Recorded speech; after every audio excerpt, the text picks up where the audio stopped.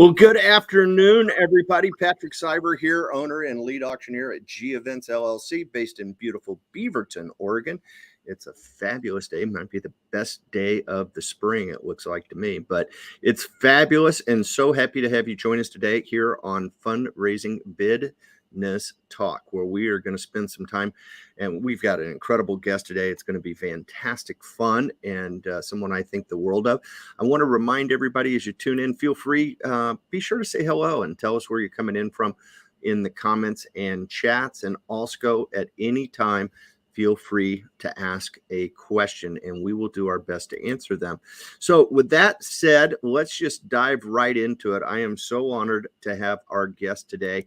She is a dear friend in the auction industry, in the fundraising auction industry, and coming and joining us today from San Jose, California. Please welcome Miss Dee Dee Kiesow. Dee Dee, how are you? I am fantastic, and thanks for asking, and thanks for having me today. Absolutely. I mean, I've been overwhelmed. You and I met several years ago. Our mutual friend, Jill Marie Wiles, encouraged us to chat with each other about, I think, maybe golf or something along those lines. And we started chatting, and I was blown away with Dee Dee Kiesow just on the telephone, right? I mean, she's a former executive director of a nonprofit. She's founded a nonprofit. She has been the major gifts officer. She's been a board member in the nonprofit world. And now she's also a fundraising auctioneer and a consultant to so many in helping raise money. And now we have to add the title of author to your list of accomplishments. Is that a fair statement? It is. Yeah, it's awesome. I mean, you just released the book, Fundraising in the Post-Pandemic World, Securing Long-Term Funds in the Face of Uncertainty. It's been a wild ride the last couple of years, Dee Dee. It has, but you know what? We don't have to go back. We don't get to go back. And there's so much. I mean, it's going to springboard us into new prosperity that we hadn't anticipated. We were waiting for George Jetson to get here so we could live this life, right? And guess what? It's now. Well, and it's fantastic. I say rather frequently that it's as if Mother Nature took our Etch-a-Sketch, right? And you remember when we were younger, maybe we're dating myself here, but we had those Etch-a-Sketches and you would draw on it, and then all of a sudden somebody would take it and shake it upside down, and it would go blank, and you get to start all over. And that's what I kind of feel like is happening in the benefit auction industry. Would you agree? Absolutely. Yeah. I mean, you have one of the things I love about your background is that you have been so involved with nonprofits. You've sat in their shoes. You know every role possible in the nonprofit world, and now you're in a position to really help them even more as a fundraising auctioneer and consultant. Is that correct?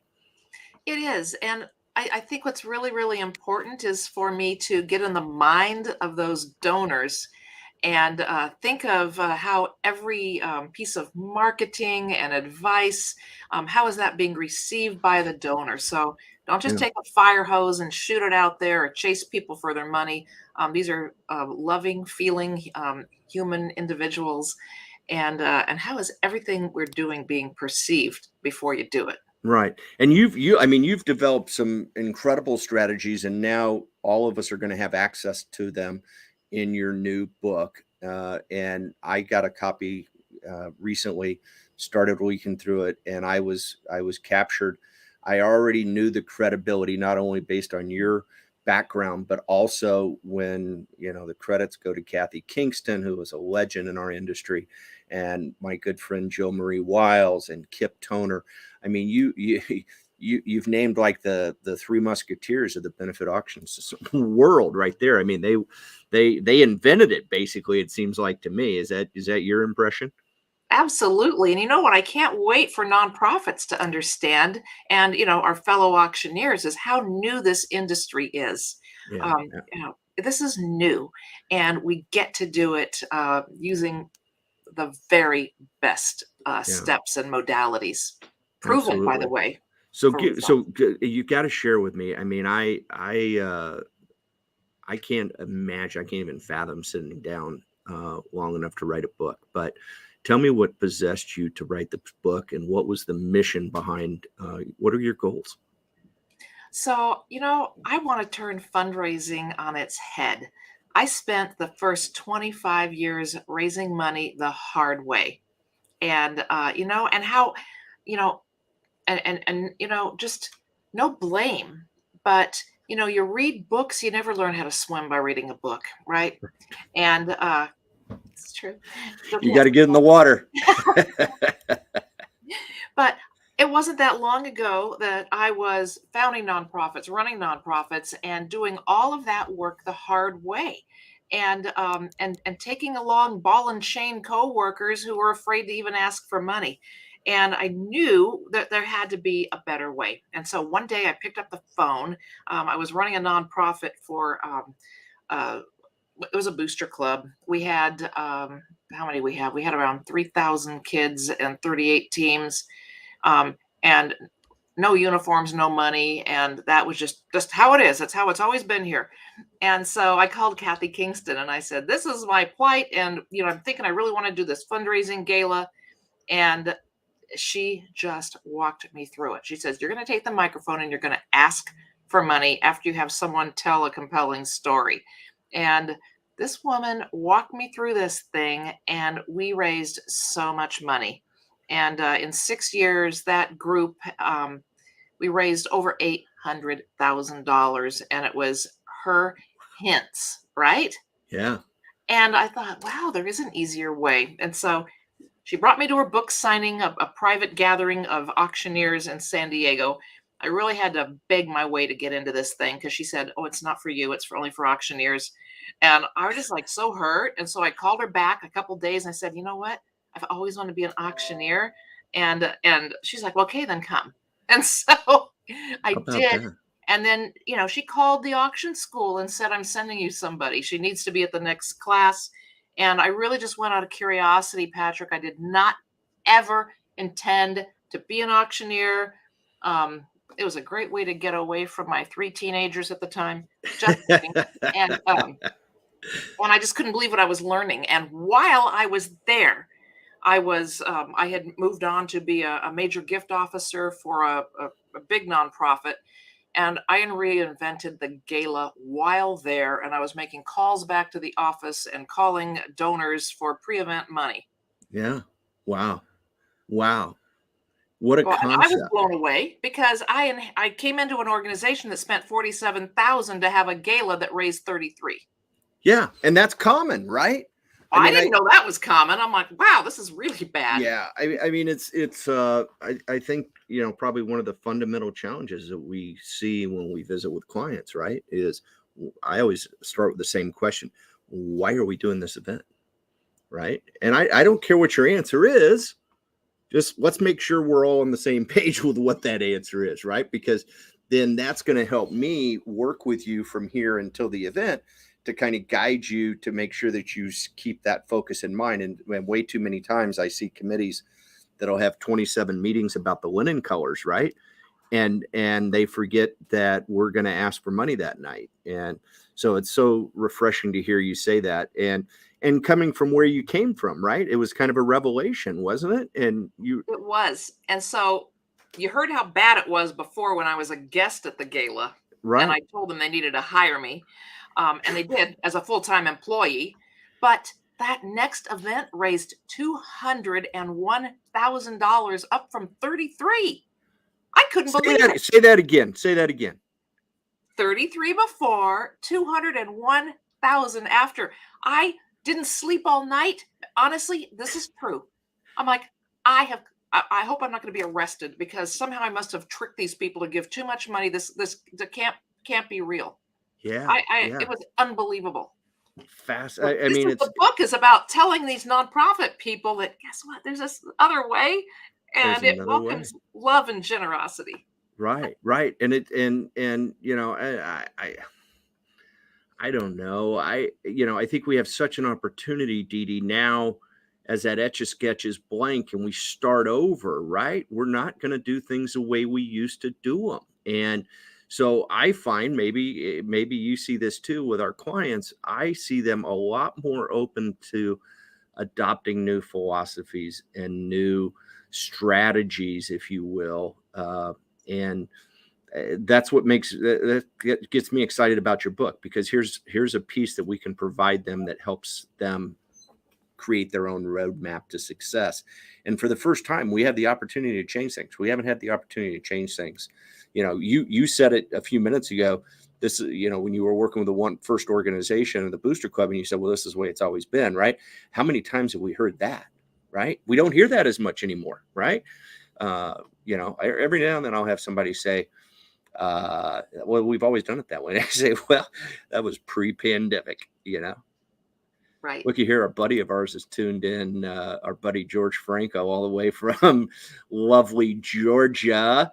And it is great to have George, the good news auctioneer, in the audience today. Speaking, we should have just brought him on, the three of us. There wouldn't be enough oxygen in the studio, but for the three of us. But thanks for tuning in, George. Thanks, George. We both come from TV news, by the way. Oh, you do? Now, that's not on the resume. How did I miss that? Oh, it was a long time ago. No. Give me a little brief synopsis. What were you doing? Tell me you weren't the weather person. No, but I was a writer and a reporter. And honestly, you know what? It was kind of a lot like nonprofits, right? Yeah. I worked with a lot of people who were Chicken Little. And we talk about the six-figure mindset, right? Chicken Little. Bad news, sadness, desperation. And I wanted to be Paul Revere, right? And so it wasn't a perfect match. And I just felt like there was a calling to do something that I could wake up every day and be able to inspire more. And I didn't see it coming fast enough for me in that modality. And so, yeah. Well, and there's so many tough stories you have to communicate, right? And you're such a positive person. So give me some highlights on the book. Give me, I know we talk about, you've got some strategies here. And one of the things that I'm wildly excited about is how you talk about building the donor base, right? It's not just about what happens that one night. Can you share some more thoughts on that? Okay. So I really look at the event beyond the money. Of course, we want return on investment every minute. And I have a program called Monetize Your Minutes, by the way, and that's very exciting. But we want to look at those minutes and who are we bringing in and how. And when the event is over, I want to look at all of those bid numbers, those individuals, and they're going to float directly onto my donor enrollment pyramid. And they're going to go in by level. And that's why we do the gala. It's why you go to a high school dance. You go to a high school dance to dance, and you tell everyone ahead of time it's a dance. So you're guessing you might be asked to dance. So if I tell everyone it's a benefit fundraising gala, not just a gala or a party or an event, we set the expectation, and they know they're giving, and we know they're going to give, and they're going to wind up being cultivated in a way that's appropriate for their level. And when we take it beyond that, and you can go back in your historical data and look at what I call my lifetime donor value chart, and that's really important to see. And that's where we touch on the three modalities for a lifetime donor. And that is frequency of the gift, duration of the relationship, which is 100% attached to the gifts officer, and the level of that gift, right? Yeah. No, that's awesome. I mean, you're taking a strategic approach, right? And so many times that, how many times have we sat in that committee meeting and heard, well, we need more bodies, and that more bodies doesn't equal more money, does it? No, it really doesn't. And, you want to focus on the best and forget about the rest, right? Yeah. Who are the best people that have the biggest heart and really care about this transformation that you provide? They're invested in their hearts and their hands and their wallets. And don't worry about everyone. The whole world is not your donor base. And you know what? You want to release people so they can go find their joyful match and the right place they belong to give. Yeah, exactly. And then the follow-up after, I mean, it's almost like how would I say it? An audition when they come to your event, right? Because, you had expectations for them. They come to your event. You are taking it to the next step and you're analyzing what they did at your event. And then you're applying a strategy to help grow that in the future. Yes. And here's something I didn't put in the book, but this was an aha for me. So, your donors come to this event and imagine that their wealth is a gigantic, all you can eat brunch at the 17-mile drive. Um, that golf Yeah, place. yeah, And yeah, yeah, it's my favorite, yeah. favorite place. Monterey And Peninsula. Yeah, yes. And so, they may just give you salad leaves at the first gala. That may be all that's available to you, but with the appropriate cultivation, they could open the entire salad bar of their wealth to you, and that can include the oysters on the half shell, the prawns, the everything, the sliced meat, and that would going to translate into donor advised funds, property, small business assets, but it does not come without the frequency and duration and the proper level of cultivation. And so there's the bigger picture that can go on for many years. yeah, yeah. No, that's fabulous. What? Give me a sense. I mean, as we have moved out, as we're moving away from, I should say, we haven't moved out of, right? As we're moving away and going down this journey that we're on.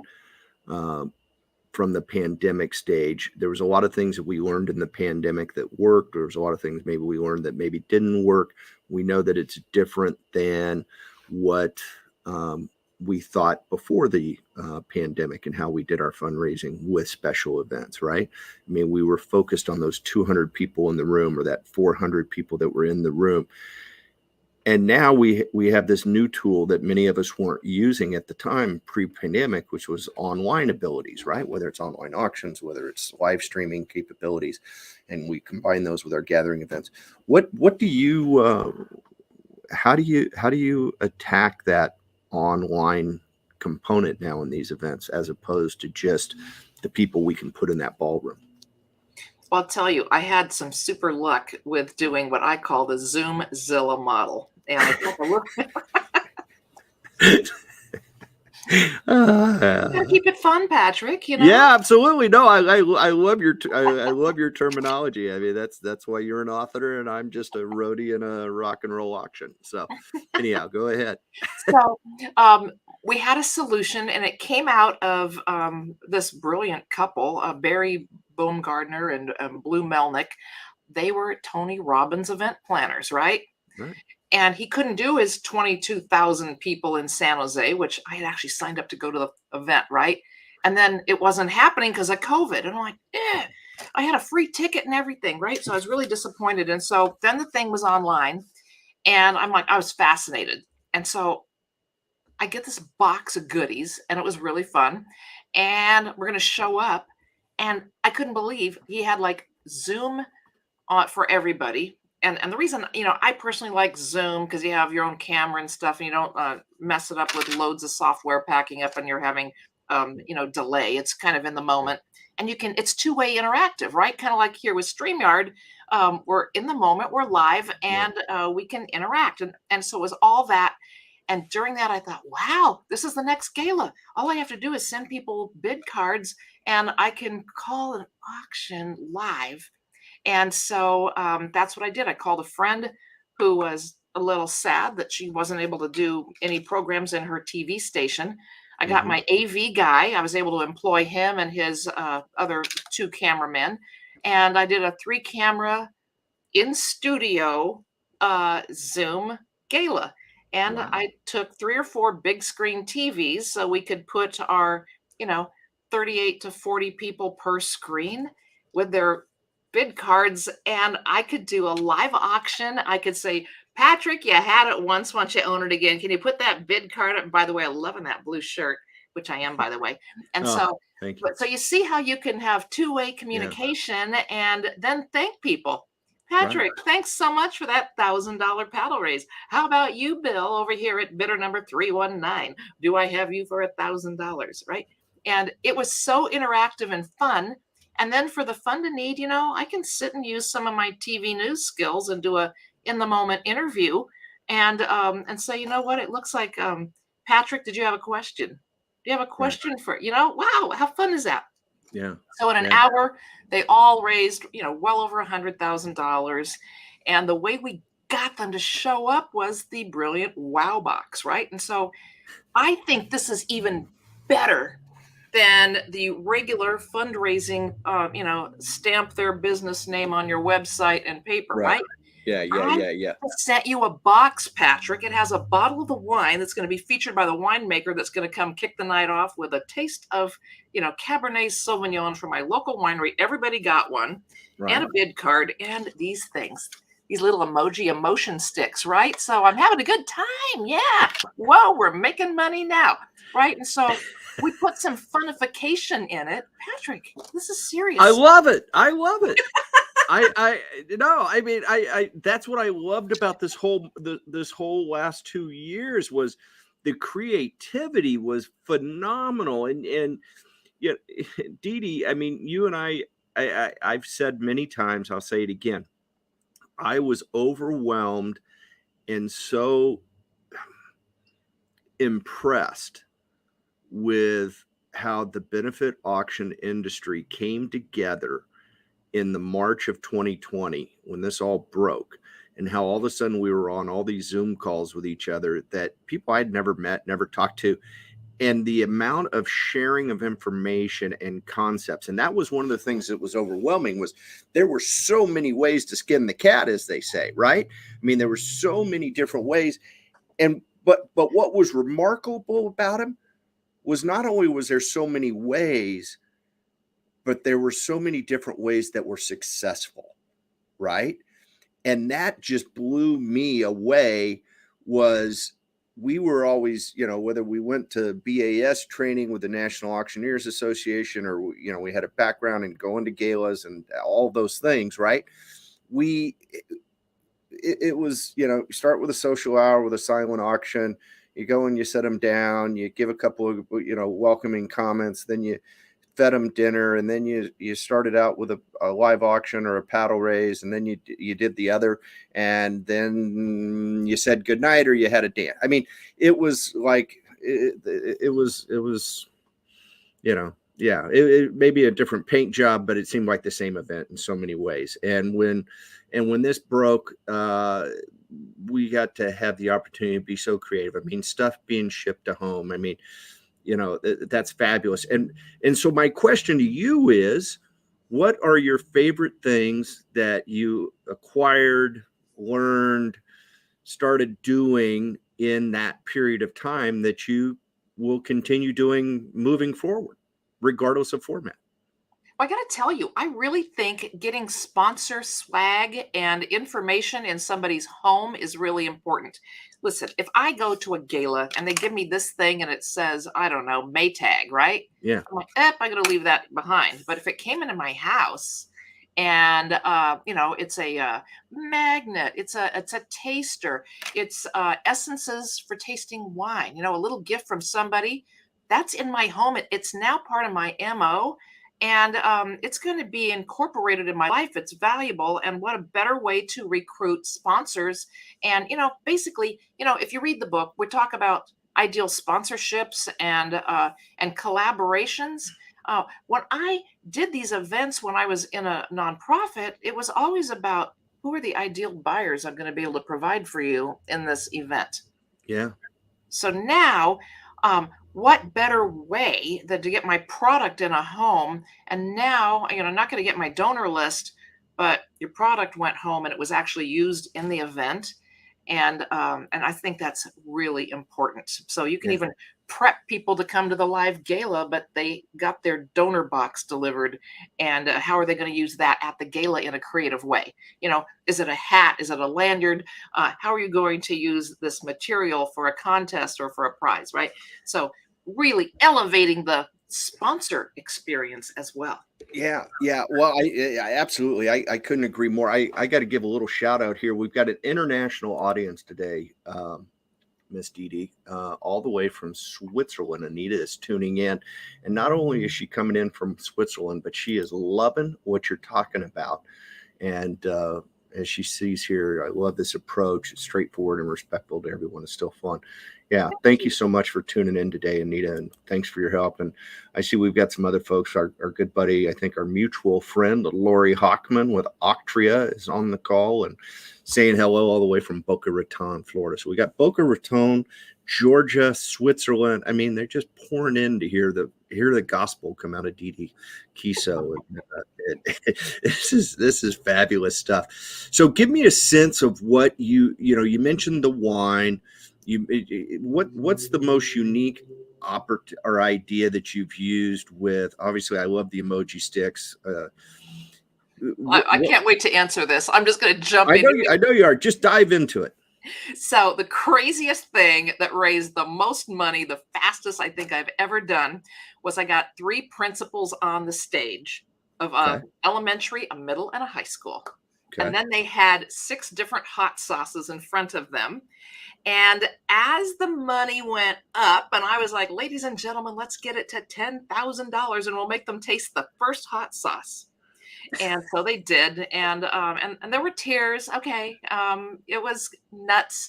But in about 7 minutes, we raised $31,500. And then I came in for the final sweep and, let's get it over 30,000. We'll give them a taste of ice cream.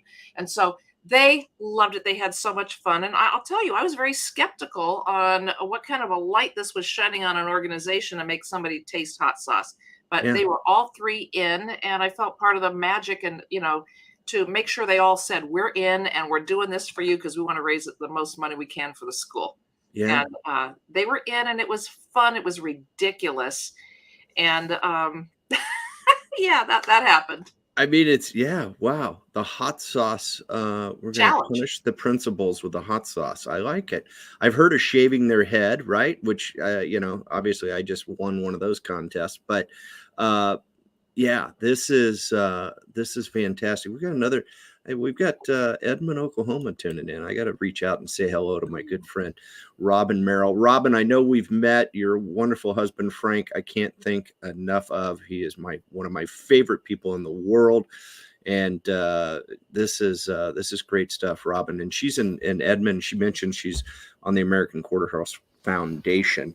And thank you, Robin, for your work. She's awesome. So, Robin, thanks for tuning in. Yeah, no, that's fun. In fact, it's funny. Saturday night, we're doing an event, and our first item. I don't want to give it out, but I doubt anybody from that is tuning in for this one. But it's a prom theme, right? Which I got to be honest, I didn't miss the theme concepts in the virtual world. But now it's kind of fun to come back and do both, right? And oh yeah, Robin, you're right, Robin. I know that you're in Poolville now. You're back in Poolville, not up in Edmond. So yeah, absolutely. I'm aware. I know that. I apologize. But anyhow, I always see Frank in Edmond. I don't see him in Poolville, but fantastic. We've got a prom event, and we're going to start off selling a pitcher of spiked punch.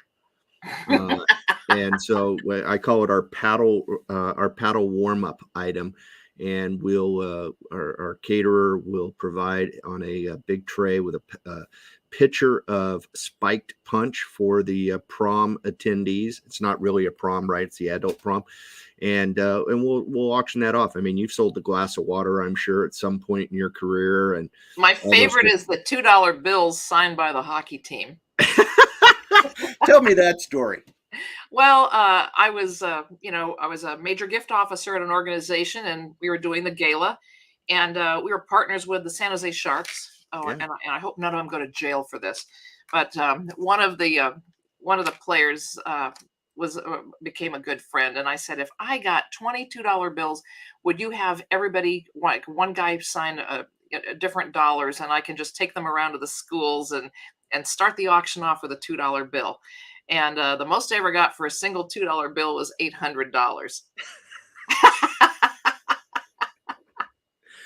But it speaks volumes, right? I mean, one of the things that comes out of this, and I think your book reinforces this, is the value of a well qualified benefit auctioneer assisting in the nonprofits, right? I mean, I think a lot of organizations had done what they had done for so many years in the past, and they used maybe the same auctioneer, maybe they changed, maybe they did whatever they did, but they kind of were set in their ways.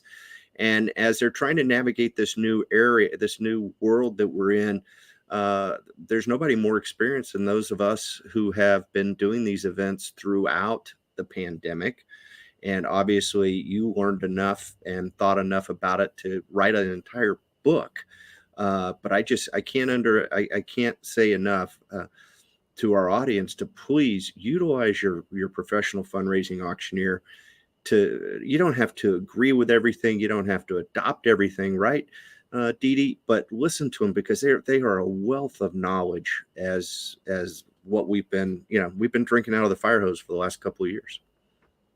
Well, and part of the book is there's only 200 practicing benefit auctioneer specialists in the country right now. That is so few. There aren't enough of us to do everybody's event. And Right. so that's why the book, go out and use it. Call us. I can't be everywhere. And we want you to have the best benefit auctioneer specialist wherever you are, and be able to use pick our brains through this book, and Yeah. take it and make money, and get to the finish line, and be great, and Yeah, love the and journey.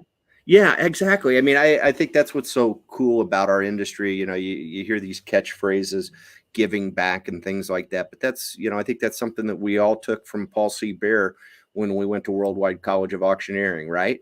Was that he always said, hey, there's enough business out there for everybody, right? And I think the benefit auctioneers take it maybe a little bit step further, and know that, hey, at the end of the day, what motivates us is to see people be successful. Would we like to be, on the stage in front of 500 people? Absolutely. Do we like, to be on the TV camera, whatever? Yes. But at the end of the day, it's about our success is based on the success that we help others make. And it's incredibly rewarding to see that success come, and whether we're on the microphone or not. And you said it so very eloquently. This is an incredibly powerful book, Dee Dee. I can't congratulate you enough. I'm in awe that you sit down and share this information with everybody, and it's well thought out. It's well succinct. I mean, we talked about the yeah, I mean, it's just this is a great resource for people, and the best way for folks to get it right now, Dee Dee, is to just go to deedekiesow.com, right, and That's reach out to right. you. It may take a couple days to get it up, but it's my gift to the world. And it just happens to be auctioneer week this week. And so, It is Auctioneer Week, right? Yeah, that and Teacher Appreciation Week in Beaverton, Oregon. So I don't know. We didn't get much credit here in Beaverton, but yeah, no, it is Auctioneer Week, and so folks can go to Dee Dee Kiesow. There's plenty of ways to reach out to you. I know you're like me; you love phone calls, and happy to help anybody as they reach out, and give them as much wisdom as we can share with them, and if we can be a part of their team and be them successful, even better, right? right. Yeah. Uh, as we get ready to wrap up here, Dee Dee, what's the number one thing you want to share with the audience, and what's your best idea for them moving forward? Gosh, there's so many. I would just say, number one is when you wake up in the morning, I hope you are loving your life and you look forward to helping somebody throughout the day. And I know when I worked at the nonprofit, every day that I woke up, it wasn't necessarily a day that I look forward to going to work. because I knew it was always an uphill battle of that dark Chicken Little thinking, right?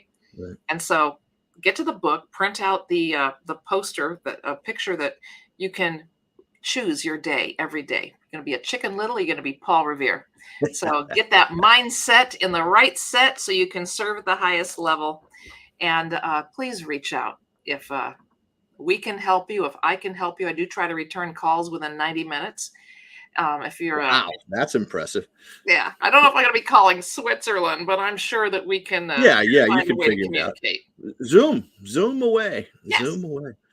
No, that's awesome, Dee Dee. I mean, I'm so proud of you in the book, and your commitment to empowering nonprofits to be successful is just admirable. And you're really, a special gift to all of us in the industry. As George said, thinks highly, and others. So thank you so much for taking the time to join me today. I appreciate it. It's always great to see you, and I love our conversations when you reach out, and I reach out down to San Jose. It's always a good time. So, hey, folks, thanks so much for tuning in today. I want to remind you that if you want to catch a replay of today's episode or any of the 57, can you believe that? I couldn't spell live stream when we started. Now that I think this is episode 57 of Fundraising BIDness Talk, you can catch it right on fundraisingbidnesstalk.com. And if you want to reach out and set up a time to visit, please don't hesitate, geventsllc.com. I will be happy to visit with you.